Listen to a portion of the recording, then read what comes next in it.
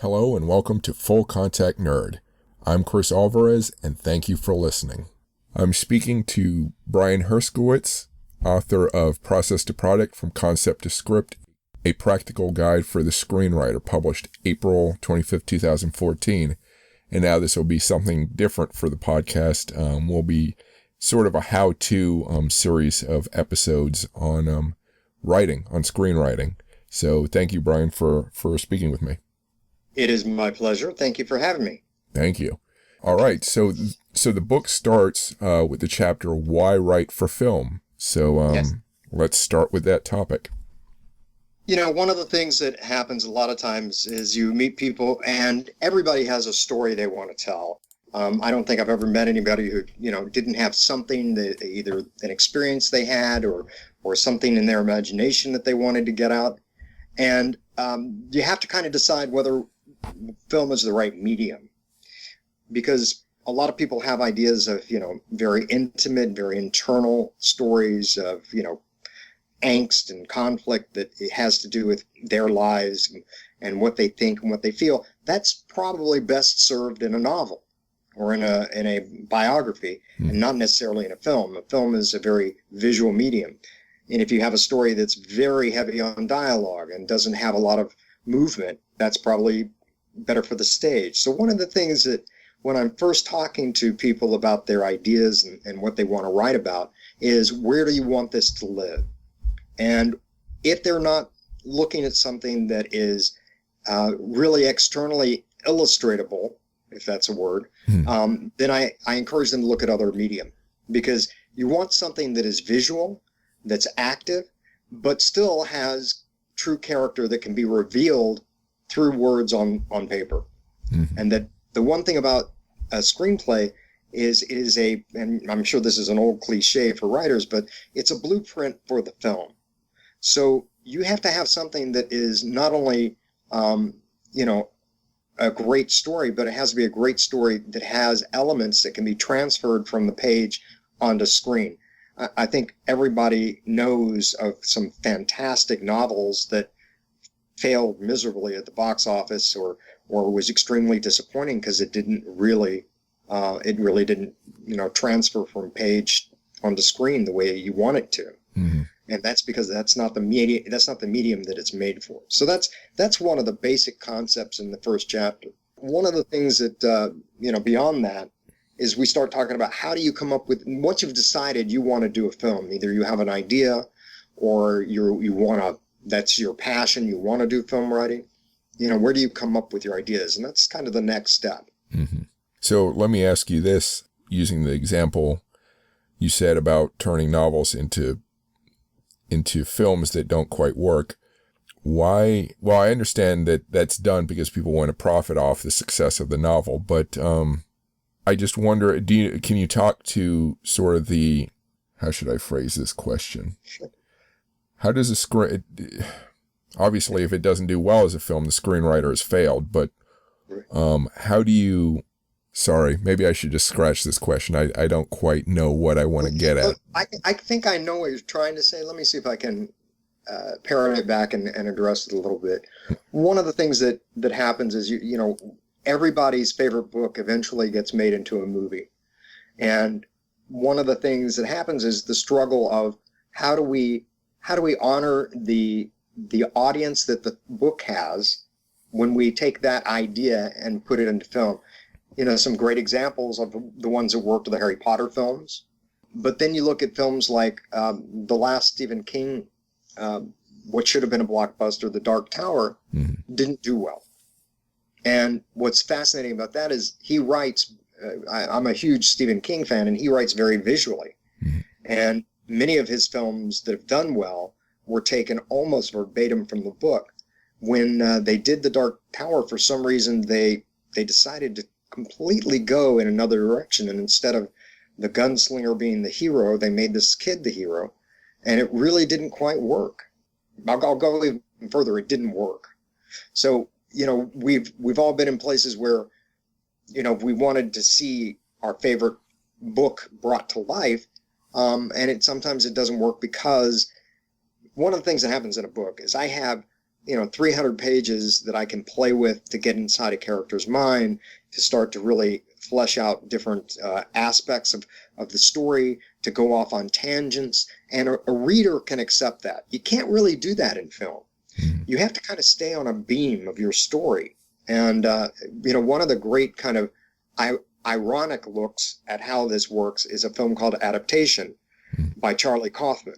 Are you familiar with the film at all? No.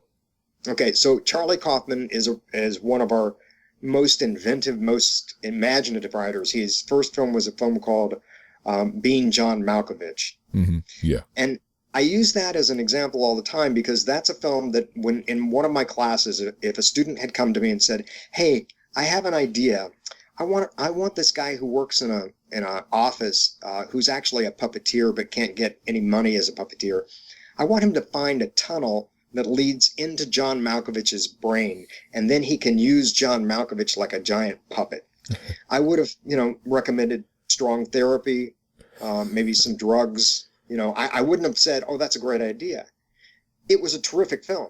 It was really one of just a kind of remarkable movie. And because of that, I started to rethink how I talk to students about their work.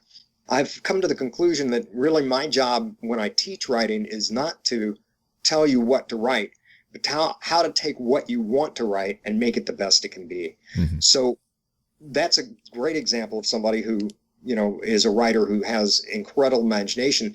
And one of his films, Charlie Kaufman wrote a film called Adaptation, which was based on a book by the same name, which was about, I think the film may have been called The Orchid Thief. And it's about a guy who literally goes into the jungles to find rare orchids. And it's about his story. And he was asked to adapt the book. And the film became about a writer trying to adapt this book that really couldn't be adapted to film. And he won the Academy Award for Best Screenplay for that year. And he's, I would love to have lunch with this guy. I've never met him, but on that film, it was him and his twin brother who won the Academy Award. He doesn't have a twin brother. He made it up. And in the film, it's him and his twin brother, played by Nicolas Cage, who are this person, a writer who is trying to adapt the book. So it basically is the story within a story within a story about how he did this. And in the book, in the film, he takes classes from a very famous screenwriting guru named Robert McKee. And Robert does seminars all over the world, and he's written books on screenwriting, and really an interesting guy. But he has a very specific way that he teaches you should write films. And he talks about it. And in the movie, of course, instead of it just being about this guy who looks for orchids, which is kind of like, what is that about? Suddenly it turns into this just ridiculous chase fantasy film for the last third of the movie. Mm-hmm. And actually, my least favorite part, because it was the part that he went, "This is what you're supposed to do in Hollywood," and it was kind of a wink at it, and it was very ironic that he was doing it, and he was doing it with irony. But but that's a great example of someone who took an idea that really shouldn't live on film, tried to make it into a film, took the struggle to try and make it into a film, and made the movie. Mm-hmm. So it becomes pretty complex. Yeah. So one of the things that I try to do with students and people that I consult with on screenwriting is if they don't have an idea, then we start talking about where does your idea come from? What is it you want to write about? Mm-hmm. And that's probably one of the hardest things. I alluded to earlier that every human being on the planet has a story. It may not be a very interesting story, but everybody has a story. And the question is, how do you take something that is in your head, put it onto paper that can then be turned into a film? And that's the trick. And one of the things that I look at and that I talk to people about is what is your richest source material? So there's really basically three different places that ideas come from. Okay. They come from observation, where you see something and you think, "Oh my gosh, that would be a great movie." Mm-hmm. They come from imagination. You have this fantasy that you want to bring to life. Or it comes from research. you have a subject that kind of interests you, and so you want to go find out about that. And just to give you some examples of all three of those. So, if you're talking about imagination, you can look no further than Avatar, and you know that that's a film that wasn't based on life. It's not a movie that's really happened. We don't have the people that are 7.5 feet tall and blue. We don't have a planet in our solar system or outside our solar system where people can live and mine and do all of that stuff. So somebody made that up, and it is just that. It's completely, it's fantastical, it's made up, and that is part and parcel of anything that you do with fantasy, with any kind of creature feature, anything like that. It's from someone's imagination. I'm speaking with screenwriter Brian Herskowitz, author of Process to Product and Chief Creative Officer of Digital Film Fund. You can find more information at brianherskowitz.com or digitalfilmfund.com. If you like this podcast so far, please subscribe to it and rate it if you can. Please go to my website, chrisalvarez.com or fullcontactnerd.com for links to news, videos, new books, and my social media links. You can find the links to my other podcasts and associated book lists at historyrabbithole.com. That's rabbit as in the animal, historyrabbithole.com. And now back to the podcast. And then the next is, research. So an example of that would be Schindler's List, where somebody like Steven Spielberg, who's fascinated with, has the Shoah Foundation and is fascinated with the Holocaust and fascinated with the Jewish culture, finds the story of a man in Nazi Germany who helps Jewish people escape during the war. True story, but he had to research it. It wasn't something he knew internally or innately. And then the third is something that someone has experienced, that they've gone through, that they've had happen to them. And whether they do it biographically or if they just simply take that and make an adaptation of it into the world, that's the third style of coming up with a concept or an idea. So as you described the different ways, Raiders of the Lost Ark popped into mind. Does that fall? Is that research? Is that fantasy? That's a melding of. Well, primarily, it's fantasy. Yeah. That as far as I know, the Ark. If you found the Lost Ark and you opened it, it wouldn't probably kill everybody within a mile radius. I don't know. I haven't tried. Right. But those are things that was fantasy. But when you have a film like that, and I talk about this quite a bit with students as well, is that regardless of which source the material comes from, research is an extremely important element. Because even when you do a fantasy, even when you do something like Twilight, or you do Harry Potter, or you do Avatar, wherever that idea has come from, you still want it to feel like it has some semblance of reality. So if we don't feel like a story is plausible, even though it's a fantasy, we kind of lose interest. And, there are probably some examples of films that people have seen that they go, gosh, it just didn't work for me. I don't know why. One big fantasy was a film called The Last Airbender.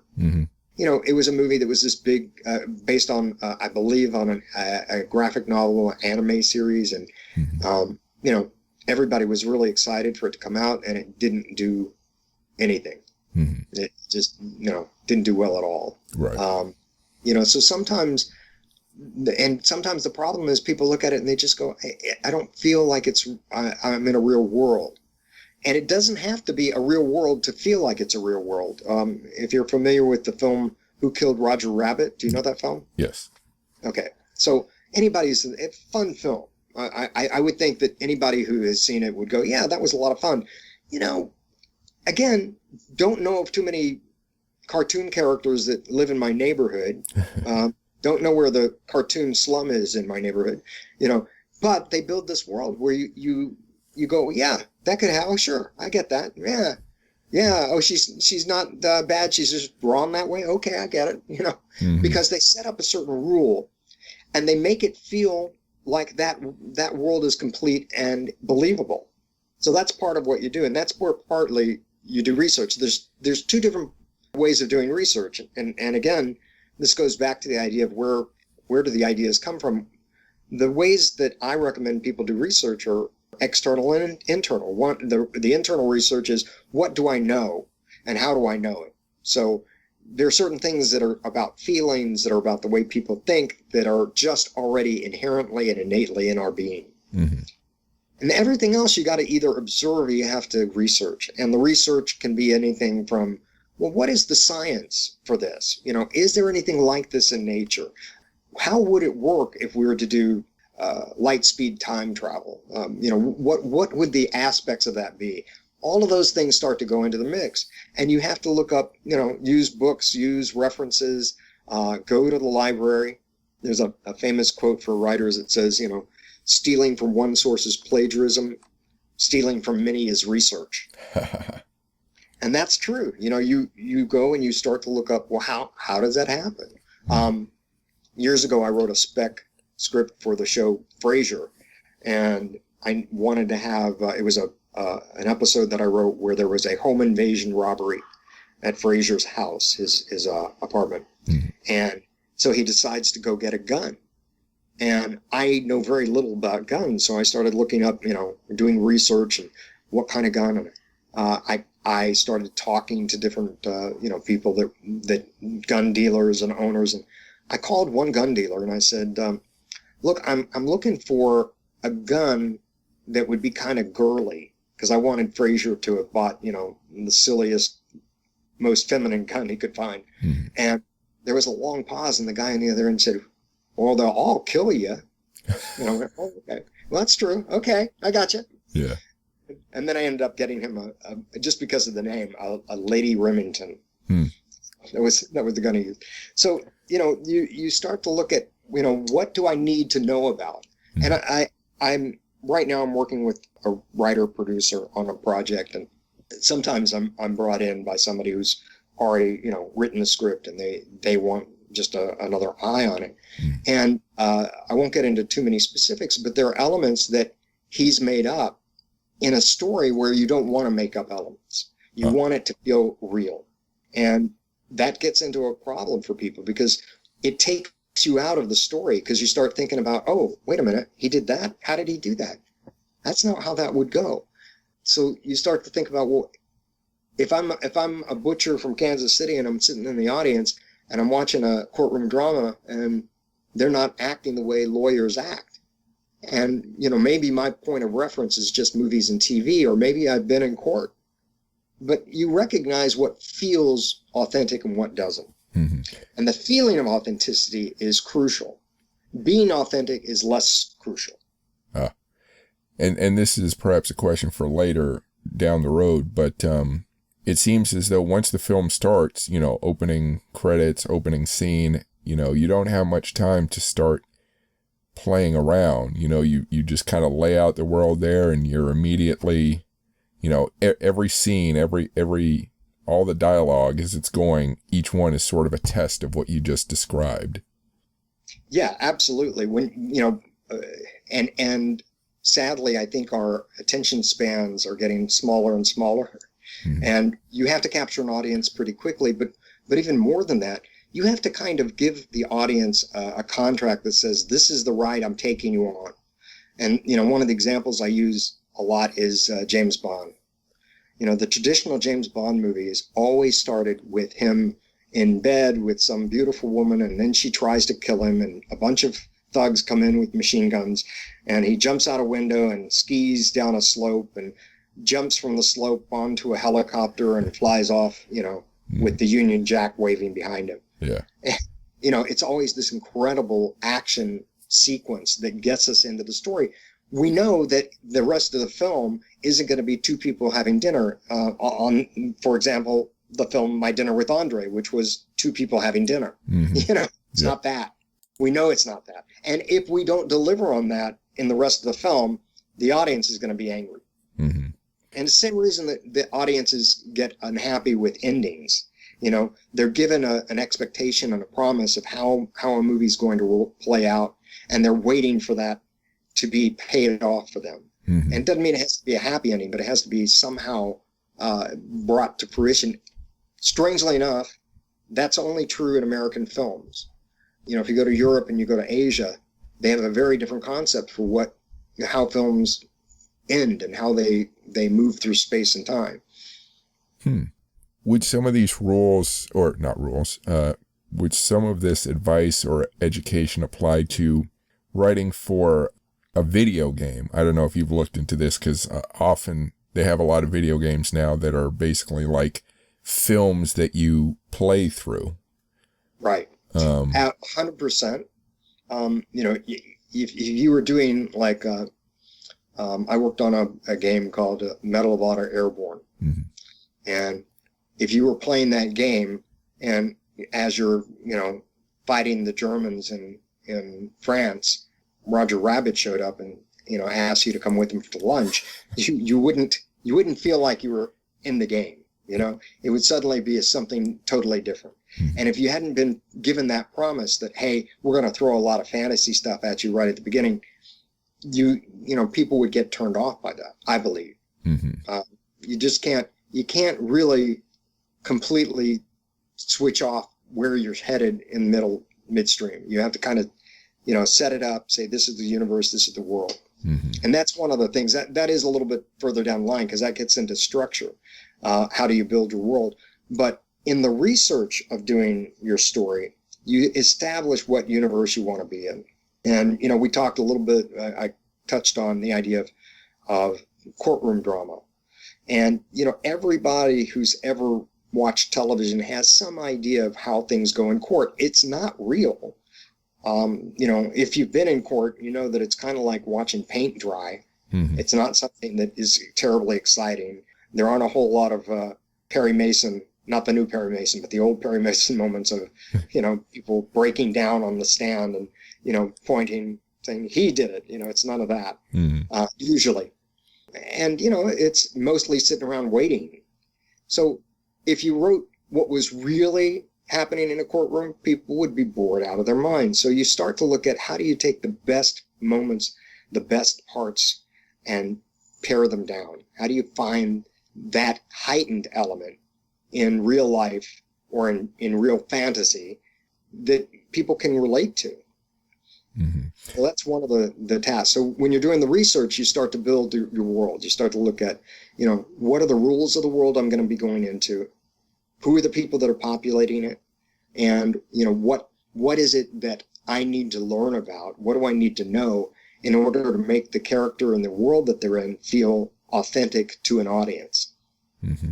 Now, how would you, just thinking about what you've talked about, how would you differentiate between doing a short film and a feature-length film?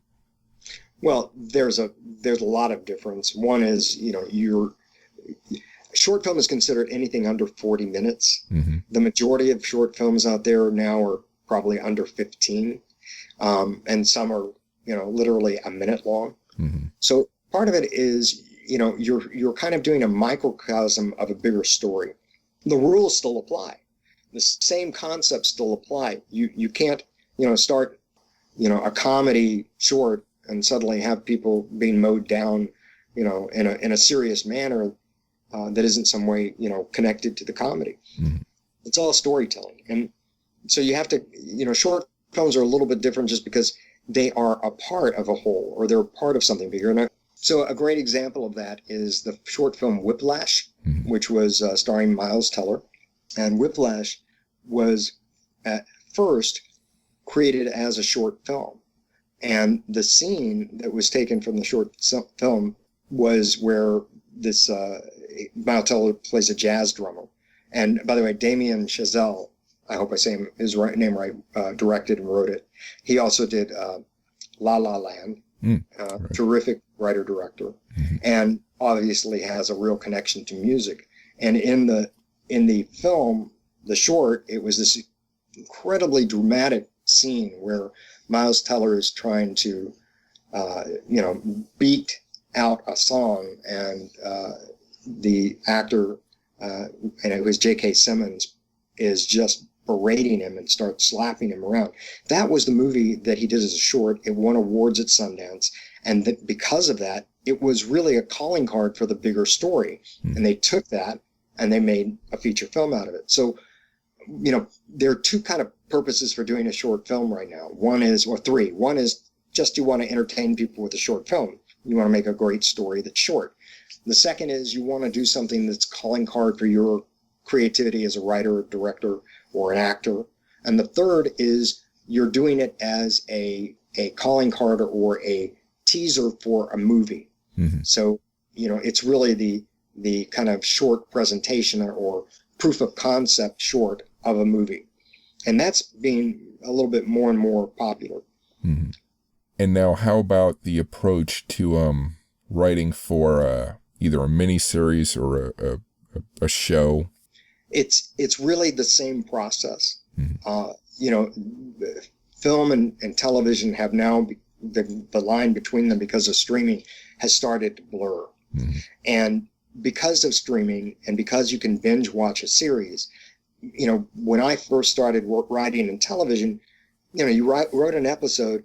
Every week you kind of had to remind people what was going on the week before and where the characters stood and what was happening to them. And you do that either in a teaser and, previously on and all that. Mm-hmm. Now you can sit down and you can watch an entire season of Ozark, for example.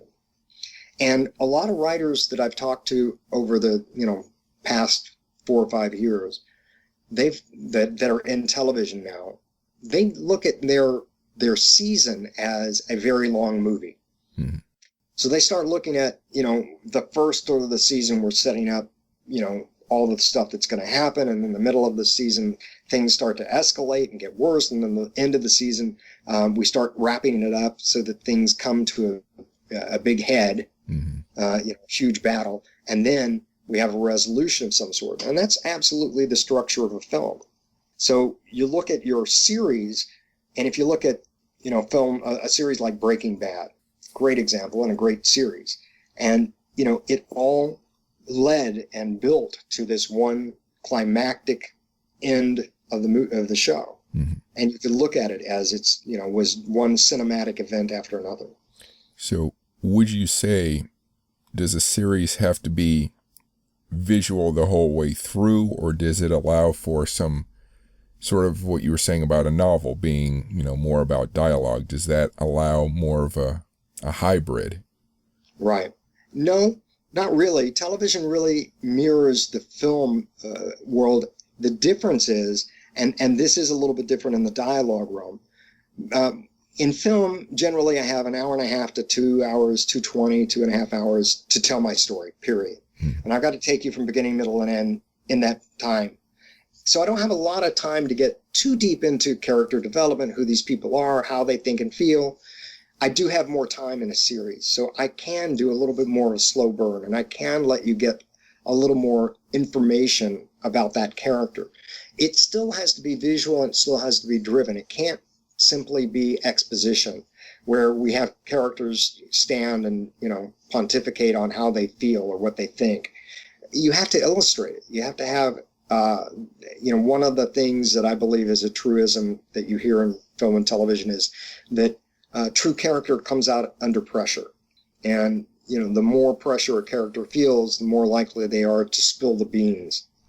And prior to that, you don't want people who walk up and spill their guts. You want people to draw information out of your characters, whether it's because they've got a gun to their head or they've got to save somebody and this is the only way, or they're, if it's a more interpersonal series like This Is Us, there's got to be some emotional motivation and impetus for why they speak and why they do what they do and how they do what they do. And that's a great example of, a dramedy or drama, This Is Us, where it's really just a slice of life. And what happens in television is much more character driven, but it's still the same concept.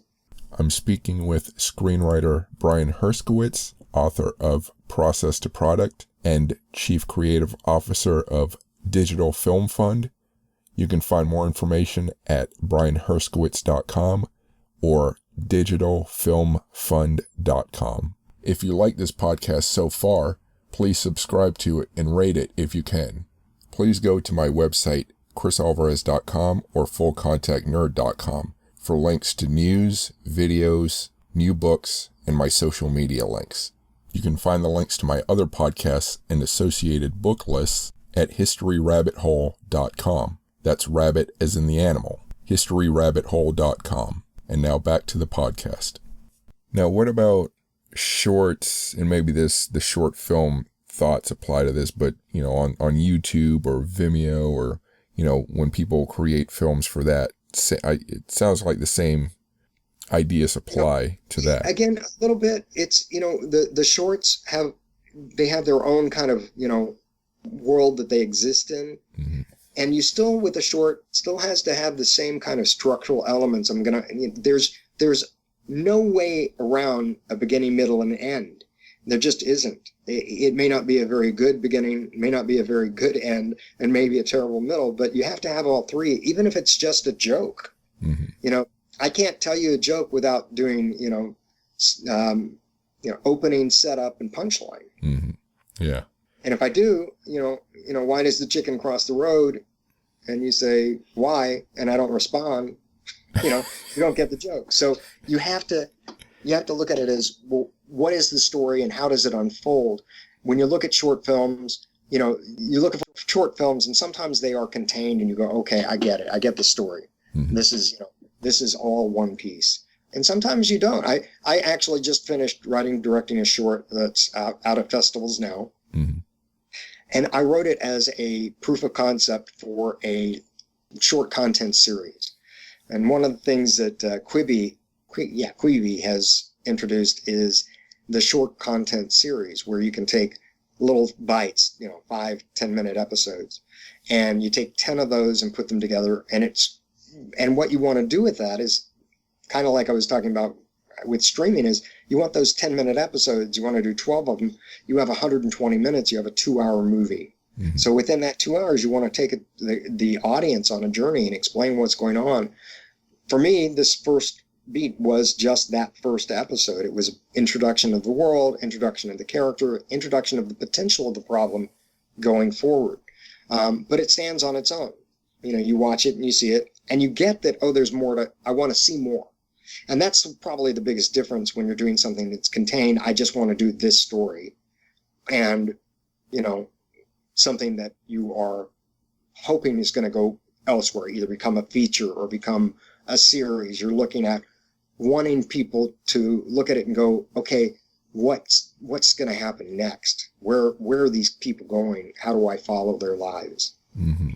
Now, what about someone who wants to write a film because they love visuals, so they want to write a script that's just overlaid with description, but then you have the situation where when the director and the producers get the script, that it's their vision that dominates, not... This is where people get a little bit into trouble and not understanding the medium they should be in. Mm-hmm. When you start talking about, I want to really do something that's, deep and descriptive, that's a novel. That's not really a film. I often have people give me scripts and I have to say to them, but how is the audience going to get this information? How are they going to see what you're saying? They talk about what, the kind of the grotesque example is, somebody puts in a script, the sun comes up over the horizon like a lion ready to leap on a prey, and his thoughts of his mother growing up come to him as he sits in the window box. Well, what of that can I show? Mm-hmm. What can I actually shoot? The only thing I can shoot of that is a dude sitting in a window box looking out. Yeah. I can't shoot him thinking about his dead mother. I can't shoot the sun leaping over the horizon like a lion. I can't do any of that. I have to look at it as, what am I telling people? What do I want them to feel? And once in a while you get away with a little bit of description that goes beyond that, and sometimes that's a style choice. But ultimately, if I can't take what you've written and interpret it and put it on the screen, it's a waste of space, and you're probably in the wrong medium. So you don't want to get flowery in your descriptions unless you're talking about something that is tangible and visual, and it needs to be in the story. Mm-hmm. Another thing is people sometimes get bogged down in the detail. They may talk about he's wearing a blue button-down shirt. We don't need to know exactly what weave or what size the neck is or how long the sleeves are or whether it was made in China or, we don't need to know all of that unless somehow that all is going to impact the story. But you do want to tell us something specific. So for an example, and again, this is getting a little bit ahead of ourselves, but if I tell you that a guy drives up in a 1965 Volkswagen Beetle and that it's backfiring every 2 seconds, and the guy who gets out of the car is wearing a crumpled suit, that tells you one thing. If I take the same situation and I say a guy drives up in a brand new 2020 Rolls-Royce Corniche and gets out of the driver's side and is wearing a pristine tux, you get a different vision of who these people are. Mm-hmm. And it gives you a lot of information. But I don't need to go into beyond that too much. Mm-hmm. So what do you think the best practice or preparation? Is it to watch a lot of stuff or to read a lot of screenplays, or how would someone approach that? Well, I think reading screenplays is a great place to start, because you start to look at what is the form and function of a screenplay. Mm-hmm. There are some terrific books. There are actually books on how to format a screenplay out there, several of them that are very good. Mm-hmm. And you do want to learn that, because the format speaks to professionalism, and people that don't know the format that write, and I've had scripts handed to me that were not in proper script format, and I've handed them back and said, I can't read it. Mm-hmm. Because as a producer, I can't really figure how I will project this onto the screen if I can't read it in a way that I can time the movie out. And that's why it's done in proper format, because in that way, you know exactly how long it takes to do a page. So one of the things that is preparation for writing anything is that research. So you want to read scripts, you want to watch films that are in the same genre or have the same emotional impact. And you also want to do your preparation that you would do for your story. So in the first chapter of my book, beyond how do you get your idea and where does it come from, starts to talk about three things that are absolutely crucial to filmmaking. One is the theme, another is the concept, and the third is your premise. What is the one kind of major event that's going to happen in the story that's going to make the audience want to see it? Mm-hmm. And there's a whole, I go into a whole kind of, I hate to use the word, but formula for how I like to put together my premise. Mm-hmm. And again, that comes out of, there's no, one path that everybody has to take. So if somebody says, well, I just watched movies and I got it that way, or I just read scripts and I got it that way, or read books on screenwriting, I got it that way. It doesn't matter to me. For me, whatever works for that person is what I want them to do. Mm-hmm. And the research that they do, that if it works for a story that you read and you go, wow, that's amazing, that's all you have to do. But you do want to think about theme and concept. And going back to Avatar as an example, to me, that's a film that has a really clear theme and a really clear concept.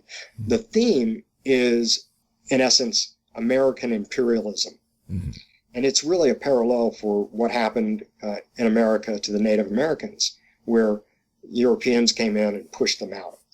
And it really mirrors that in Avatar. And you start thinking about, so that's the concept.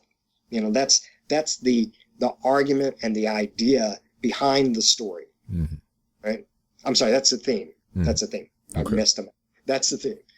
The concept is, how am I going to tell this in a way that's going to make it interesting to an audience? So instead of James Cameron just doing a kind of a historical story about the Europeans coming and killing all of the natives in Cuba or in South America, or coming to the Southwest and doing it, he says, I'm going to put it on another planet. I'm going to make the native people there 7 feet tall and blue, and I'm going to create this idea of someone who becomes, falls in love with the natives. And that's going to be the person whose story we're going to follow. So that's the concept. That's what makes the story what we what we're going to enjoy watching. The theme is the argument that the story makes, and every film should have some sort of argument that it's making. Whether years ago there was a movie called Dead Man Walking. Do you remember that with John Penn? Yeah. So very clearly in the title, it's about a guy on death row. And the film takes an extremely even-handed approach to the argument of, is capital punishment right? Should we as a society put people to death for doing the bad things? And the concept is, what if we look at this argument through the eyes of a nun who administers to people on death row, but is absolutely dead set against the death penalty? So again, you have, the concept of, what if it's what if we view this argument through the eyes of a nun? And then the theme is the death penalty right? So those two things work in tandem. And the reason that's important is because it gives your story drive. You feel like you're trying to accomplish some side of that argument. You're going to land on one or the other. And in the case of Dead Man Walking, they didn't. They didn't ultimately give you the answer to the question, but they made it thought-provoking. So those are kind of your choices. You land on, does love really conquer all? And, you come up with the guy and the girl getting together at the end of the movie, and the answer is yes. I've argued that love does conquer all, and now here's my proof. So that's how you want to look at theme. And then the concept, like I said, is how do I take that concept? How do I dress this story in a way that an audience is going to enjoy it and get it? Now, did you say there was a third element to doing that, or did I mishear? Yeah, the third element is premise. And the premise is, what is the absolute core event of the movie? And this is my own definition of premise. It's not necessarily the way that everybody else looks at premise. But for an example, it's the thing that when you're watching a movie or you're watching a television series and somebody says, oh, hey, yeah, what was that about? And you got 10 seconds to tell them what it was about. What do you come up with? So, for example, if I said to you, oh, it was a movie about this sheriff who's afraid of swimming, who finds out that there's a 25-foot long great white shark eating people off the coast of his town. You kind of know what that movie is, right? Yeah. And if I say to you, well, it's about this kid, his mother comes from a recent divorce, and he finds an alien in his garage and decides to keep him in his closet. These are ideas and concepts that are what they call high concept. The premise is, what is the person walk away from? The first film I mentioned, of course, both are Steven Spielberg movies, because he's kind of the king of the high concept film. But the first one is, of course, Jaws, and the second one is E.T. And when you look at those films, are there other things that happen in the movie? 100% there's other stuff that happens. There's a lot of other stuff. But what do we remember? What are we thinking about? What is the core of the story? So what I say you do is you look at, what is the major event that's going to take place in the movie? And then who is it that's going to be the person that we're pulling for, or whose eyes we're seeing the story unfold through? And what is their opposition? Who is it that they're in conflict with? And then who is it that they're hanging out with? And I take those elements and I add two other very important parts to it. One is genre, which is, what kind of movie is it? And again, you go back to the idea of I'm sitting at home and I'm trying to decide what to watch on Netflix, and I'm trying to figure out what film. The first thing I think about is, what kind of story is it? Which is genre. Is it a sci-fi story? Is it a horror film? Is it a love story? Is it a comedy? Then I start to break down, well, it's a comedy about what? So the first thing that you look at when you're starting to think about, how do I pitch this story? How do I tell someone about it? Is what kind of story is it? I can't tell you how many people have pitched ideas to me, and then at the end of it, they say, so it's a comedy. And I go, what? Where was the funny part? Where's the comedy in it? So one of the things that you try to do in your premise is you try and use and pick words that define the genre. So if it's a horror film, it's fear, it's a monster, it is somebody in a dire situation. And I look for words that will support that concept. If it's a comedy, I'm looking for words that evoke something humorous. So, my main character, who's a goofball, 23-year-old kid who's still in high school and rides a tricycle every day, we start to look at that's not going to be a particularly serious film. Right. Yeah. Huh. I actually have a concept that I use for how do you break down your premise. Mm-hmm. And one of the things you do is you look for a when-then question, which is, when this happens to my main character, that causes something else to happen. And that when-then really should be about whatever that core event is. So when Sheriff Brody finds a dead body that has been half chewed up on the beach, he then has to deal with the pressures from the town to close the beach and go and kill the shark. So it has to be a concrete, like the when then seems to have a concrete connection, in that the one has to cause the other to happen without much. Yeah.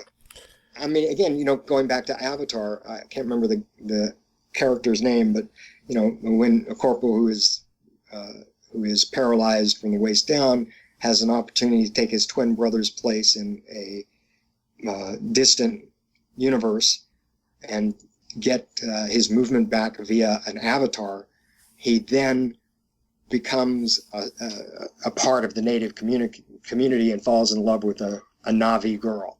Mm-hmm. And you'd start to take that and nuance it and start to add the name of the Na'vi girl, and you'd start to, add little elements that tell you about the story. But immediately, it's a science fiction story, right? Because mm-hmm. we don't have avatars yet. We don't have, bases on foreign planets yet. So, the genre is included and kind of encapsulated in that particular premise. Mm-hmm. So, and of course, I'm making this up off the top of my head, so they're not polished. But you want to sit there and you polish it. And then after a while, you get to the place where you just let it flow. Mm-hmm. So for the sake of time, I guess we'll stop now. Where can people find you again? Just as a reminder. They can find me at my website at brianherskowitz.com, mm-hmm. or they can email me at herskowitz.brian@gmail.com. Okay. All right. So until next time, that concludes this particular episode. Thanks very much. Thank you, Cris.